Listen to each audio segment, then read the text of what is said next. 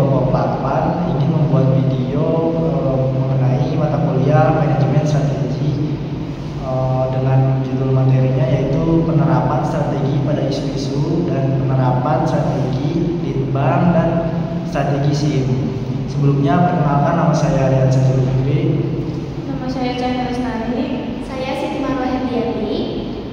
Baik, langsung ke materi selanjutnya. Oke, di sini saya akan menjelaskan pentingnya lead bank dalam implementasi strategi. Lead bank atau penelitian dan pengembangan menjadi bagian penting dalam implementasi strategi karena peran utamanya dalam memastikan kelangsungan dan pertumbuhan perusahaan dalam lingkungan bisnis yang terus berubah. Lead bank memungkinkan perusahaan untuk mengembangkan produk baru yang sesuai dengan kebutuhan dan keinginan pelanggan. Inovasi produk dapat membantu perusahaan untuk tetap relevan di pasar yang kompetitif dan memenangkan pangsa pasar yang baru. Selanjutnya ada manfaat lead bank bagi perusahaan. Yang pertama, untuk memperluas bisnis ke area baru. Yang kedua, meningkatkan efisiensi operasional. Yang ketiga, mengantisipasi tren pasar melalui riset pelanggan. Dan yang terakhir, menjadi basis pengambil keputusan strategis jangka panjang. Selanjutnya ada faktor penentu lead bank internal versus eksternal. Yang pertama, keahlian internal. Pertimbangkan apakah perusahaan memiliki sumber daya internal yang cukup dan keahlian yang diperlukan untuk melakukan lead bank. Jika perusahaan memiliki tim yang kompeten dan pengetahuan dalam bidang tertentu, lead bank internal mungkin lebih disarankan. Yang kedua, risiko dan fleksibilitas. Pertimbangkan risiko yang terkait dengan lead bank internal dan eksternal. Lead bank internal mungkin memberikan lebih banyak kendali, namun juga dapat membutuhkan investasi yang signifikan. Lead bank eksternal dapat memberikan fleksibilitas dalam menghadapi perubahan permintaan pasar atau teknologi. Yang ketiga ada biaya, evaluasi biaya yang terkait dengan lead bank internal dan eksternal. Kadang-kadang menggunakan jasa lead bank dari pihak eksternal dapat lebih ekonomis daripada membangun tim internal dan infrastruktur yang diperlukan. Yang keempat ada waktu. Pertimbangkan jangka waktu yang diperlukan untuk melakukan lead bank. Jika ada batasan waktu yang ketat untuk mengembangkan produk atau teknologi, penggunaan jasa lead bank eksternal dengan keahlian yang sesuai mungkin lebih cepat. Yang kelima, spesialisasi. Jika proyek lead bank memerlukan keahlian khusus yang tidak dimiliki oleh tim internal, memanfaatkan jasa lead bank eksternal dengan keahlian tersebut dapat menjadi pilihan yang bijak. Yang keenam, kekuatan pasar. Pertimbangkan seberapa kuat perusahaan dalam pasar. Jika perusahaan memiliki pangsa pasar yang signifikan atau daya tawar yang kuat, mungkin lebih mudah untuk menjalankan lead bank internal. Yang ketujuh, kemajuan teknologi. Perhatikan seberapa cepat teknologi berkembang dalam industri. Jika perubahan teknologi sangat cepat, lead bank eksternal dengan akses ke pengetahuan terbaru dapat memberikan keunggulan kompetitif. Dan yang terakhir ada kerjasama. Jika ada peluang untuk berkolaborasi dengan mitra lead bank eksternal yang memiliki keahlian yang dibutuhkan, ini juga bisa menjadi pilihan yang baik. Nah, faktor penentu lead bank internal versus eksternal pada PT Gudang Garam terbuka. PT Gudang Garam menentukan apakah akan menggunakan lead bank internal atau eksternal dengan mempertimbangkan hal-hal berikut. Yang pertama, keahlian internal. Bila PT Gudang Garam memiliki tim dengan kompetensi tinggi di bidang teknologi rokok atau riset pasar konsumen, maka lead bank internal lebih efisien. Yang kedua, resiko dan fleksibilitas. Jika perusahaan ingin fleksibilitas tinggi dan adaptasi cepat terhadap pasar rokok yang berubah, lead bank eksternal bisa menjadi solusi. Yang ketiga, biaya dan waktu. Lead bank eksternal bisa lebih murah dan cepat, cocok juga untuk PT Gudang Garam ingin segera meluncurkan produk baru untuk memenuhi permintaan pasar. Yang keempat, spesialisasi. Jika dibutuhkan teknologi inovatif, misalnya produk rokok rendah risiko atau inovasi filter, lead bank eksternal yang memiliki keahlian tersebut lebih tepat. Dan yang terakhir, kerjasama dan teknologi terkini. Lead bank eksternal dapat membuka peluang kolaborasi dengan institusi riset atau universitas yang memiliki teknologi terbaru. Di materi selanjutnya itu ada kebijakan lead bank dalam implementasi strategi. Yang pertama ada peningkatan produk atau proses. Kebijakan lead bank yang fokus pada peningkatan produk atau proses dapat membantu perusahaan untuk terus berinovasi dan meningkatkan daya saingnya. Ini bisa meliputi pengembangan produk baru, perbaikan produk yang sudah ada, atau peningkatan efisiensi dalam proses produksi. Yang kedua, ada riset pasar dan terapan. Keputusan apakah akan lebih fokus pada riset dasar atau terapan tergantung pada tujuan perusahaan. Riset dasar biasanya berfokus pada pemahaman konsep dan teori yang mendasari suatu bidang. Sedangkan riset terapan berusaha menerapkan pengetahuan tersebut dalam solusi praktis untuk masalah nyata. Yang ketiga, ada pemimpin atau pengikut dalam litbang. Perusahaan dapat memilih apakah ingin menjadi pemimpin dalam inovasi dan litbang di industri atau lebih memilih untuk mengikuti tren yang sudah ada. Pilihan ini dapat dipengaruhi oleh posisi perusahaan dalam pasar dan sumber daya yang dimiliki. Yang keempat, ada tipe proses robotik atau manual. Keputusan untuk mengembangkan tipe proses yang menggunakan teknologi robotik atau manual akan bergantung pada jenis industri dan jenis produk dan tingkat otomatis yang diinginkan. Yang kelima, ada dana untuk litbang. Tingkat alokasi dana untuk litbang dapat mempengaruhi sejauh mana perusahaan dapat berinvestasi dalam penelitian dan pengembangan. Keputusan ini sebaiknya didasarkan pada prioritas bisnis dan kemampuan keuangan. Yang keenam, ada litbang sendiri atau mengontrak. Perusahaan dapat memutuskan apakah ingin menjalankan litbang sendiri atau mengontrak pihak luar. Mengontrakkan litbang bisa menjadi pilihan yang baik jika perusahaan tidak memiliki sumber daya atau keahlian internal yang dibutuhkan. Yang ketujuh, ada sumber penelitian. Menggunakan penelitian dari universitas atau peneliti swasta akan bergantung pada jenis pengetahuan dan ahli yang diperlukan. Peneliti dari universitas mungkin memiliki keahlian akademis yang mendalam, sementara peneliti swasta mungkin memiliki pengalaman industri yang lebih praktis. Selanjutnya, ada kebijakan litbang dalam implementasi strategi PT Gudang Garam Tbk. Kebijakan litbang dapat memperkuat strategi gudang garam dalam beberapa hal. Yang pertama, ada peningkatan produk atau proses litbang yang mendukung inovasi rasa, kemasan, atau metode produksi yang lebih efisiensi akan meningkatkan keunggulan produk. Yang kedua, ada riset terapan. Itu lebih relevan untuk gudang garam yang ingin menyesuaikan produk dengan selera konsumen di Indonesia. Yang ketiga, ada menjadi pemimpin inovasi dengan strategi menjadi pelapor produk baru seperti rokok elektrik atau herbal. Gudang garam bisa memimpin pasar. Yang keempat, ada otomatisasi proses robotik. Kebijakan litbang yang mendukung otomasi akan meningkatkan efisiensi produk di pabrik. Yang kelima, ada alokasi dana dan sumber peneliti. Investasi di litbang harus sejalan dengan misi, menyediakan produk inovatif dan bermutu tinggi, menggunakan kolaborasi dengan akademi atau ahli industri. Selanjutnya, ada 3 pendekatan strategis litbang.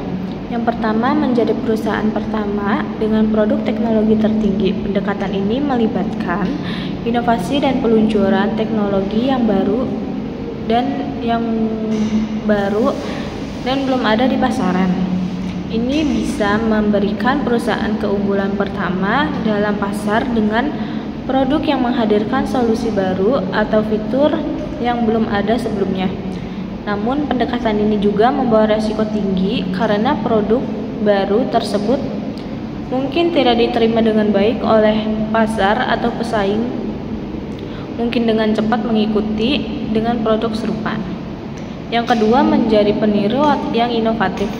Pendekatan ini melibatkan mengamati produk-produk yang telah sukses di pasar dan mencoba untuk menghasilkan produk serupa yang memiliki fitur-fitur inovatif. Dengan meniru model yang sudah terbukti berhasil, perusahaan dapat mengurangi risiko dan biaya awal yang terkait dengan pengembangan produk.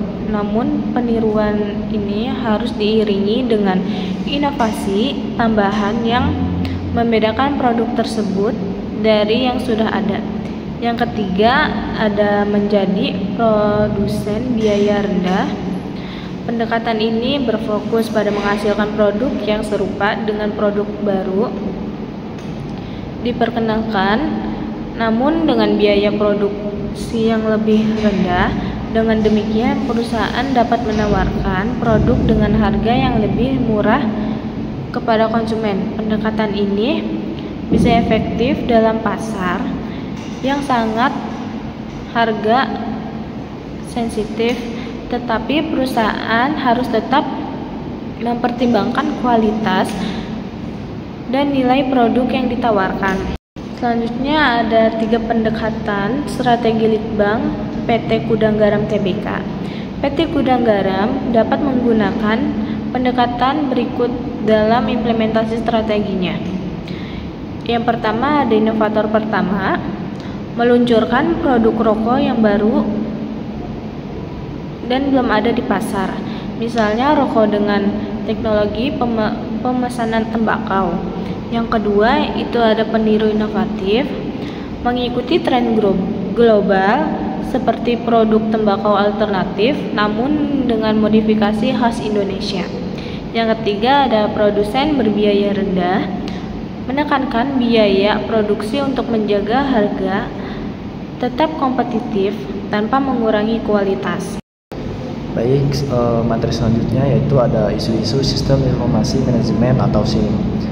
Sistem informasi manajemen atau SIM merupakan kerangka kerja atau rangkaian integrasi dari prosedur, proses, database, perangkat lunak, dan perangkat keras yang dirancang untuk mengumpulkan, mengolah, menyimpan, dan menyediakan informasi yang relevan, akurat, dan tepat waktu kepada manajemen dalam organisasi.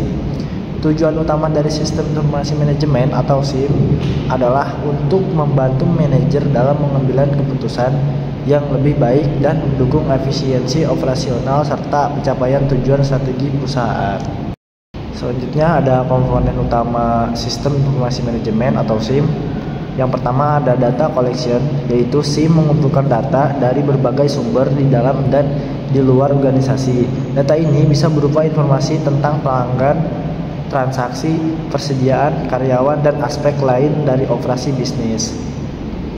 Yang kedua ada data processing, yaitu setelah data terkumpul, SIM memprosesnya menjadi informasi yang lebih berarti. Proses ini melibatkan pemrosesan, pengolahan, analisis, dan transformasi data menjadi format yang berguna dan dapat dimengerti oleh manajemen. Data storage atau informasi yang telah diproses disimpan dalam database. Basis data ini dapat berupa menyimpan fisik atau dalam bentuk digital. Informasi yang disimpan harus dapat diakses dengan cepat dan aman oleh pengguna yang berwenang.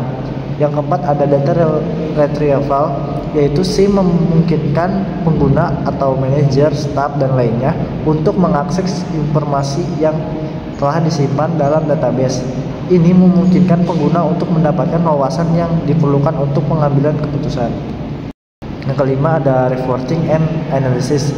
SIM menghasilkan laporan, dashboard, dan analisis yang membantu manajemen dalam memahami kinerja bisnis, tren pasar, dan tantangan yang dihadapi. Laporan ini dapat berbentuk angka, grafik, atau teks sesuai dengan kebutuhan pengguna. Yang keenam ada decision support. SIM menyediakan alat bantu pengambilan keputusan seperti model analisis, simulasi, dan prediksi. Ini membantu manajemen merencanakan tindakan berdasarkan pemahaman yang lebih baik tentang dampak dari keputusan yang diambil. Ketujuh ada integration with business process, yaitu SIM diintegrasikan dengan berbagai proses bisnis seperti manajemen, persediaan, produksi, pemasaran, penjualan, keuangan, dan lainnya. Ini memungkinkan koordinasi yang lebih baik dan pengambilan keputusan yang lebih informasional. Terus selanjutnya ada komponen utama sistem informasi manajemen SIM terkait dengan perusahaan PT Gudang Garam Tbk. Untuk mendukung operasional dan keputusan strategis, SIM di Gudang Garam harus memiliki yang pertama, pengumpulan data, pemrosesan data. untuk memonitor distribusi, produksi, dan penjualan rokok. Yang kedua ada penyimpanan dan pengambilan data, yaitu basis data pemasok, pelanggan, dan stok real time. Yang ketiga ada pelaporan dan analisis, dashboard manajemen untuk melacak performa penjualan dan tren konsumsi. Yang keempat ada pendukung keputusan dan integrasi proses bisnis, yaitu membantu dalam menentukan lokasi distribusi, prediksi permintaan musiman, dan efisiensi supply chain. Nah, yang selanjutnya ada pentingnya sistem informasi manajemen SIM. Yang pertama yaitu efisiensi biaya. Seperti sistem informasi yang baik dapat membantu perusahaan mengurangi biaya operasional dan dengan mempermudah dan mengotomatisasi berbagai bisnis. Contohnya, pemesanan online dapat mengurangi biaya persediaan dan waktu pemesanan material. Yang kedua, keunggulan kompetitif. Perusahaan yang mampu mengumpulkan, menganalisis, dan mengelola informasi eksternal dan internal dengan baik dapat memperoleh keunggulan kompetitif. Informasi yang akurat dan tepat waktu memungkinkan perusahaan untuk membuat keputusan yang lebih baik dan merespon perubahan pasar dengan cepat. Yang ketiga ada diferensiasi bisnis, di mana di era informasi saat ini kemampuan untuk mengumpulkan, menganalisis, dan memanfaatkan data menjadi faktor penting dalam membedakan perusahaan yang sukses dengan yang tidak. SIM yang baik membantu perusahaan mengidentifikasi peluang baru dan meningkatkan kualitas produk atau layanan. Yang keempat ada manajemen strategis. Sistem informasi yang efektif mendukung proses manajemen strategis dengan menyediakan data dan analisis yang diperlukan dalam pengambilan keputusan strategis. Informasi ini membantu perusahaan merencanakan, melaksanakan, dan memonitor strategi bisnis dengan lebih baik. Yang kelima ada integrasi teknologi dan manajemen.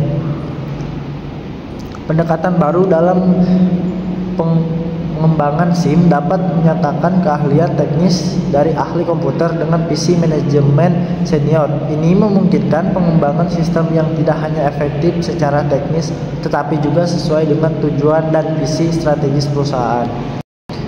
Selanjutnya ada sistem informasi manajemen efektif mendukung PT Gudang Garam dalam hal seperti berikut. Yang pertama ada efisiensi biaya, di mana mengotomatisasi proses distribusi dan pengendalian stok. Yang kedua, keunggulan kompetitif, di mana memberikan data akurat untuk merespon cepat perubahan permintaan konsumen. Yang ketiga, ada diferensiasi produk, di mana menggunakan data untuk menciptakan produk baru yang lebih disukai oleh pasar. Yang keempat, ada manajemen strategis, yaitu menyediakan informasi strategis untuk monitor dan menyesuaikan arah perusahaan sesuai dengan visi dan misi. Yang kelima ada integrasi teknologi dan manajemen, yaitu menghubungkan teknologi produksi dengan pengambilan keputusan oleh manajemen puncak. Baik, mungkin itu saja yang dapat kita sampaikan. Kurang lebihnya mohon maaf. Wabillahi taufiq wal hidayah. Wassalamualaikum warahmatullahi wabarakatuh.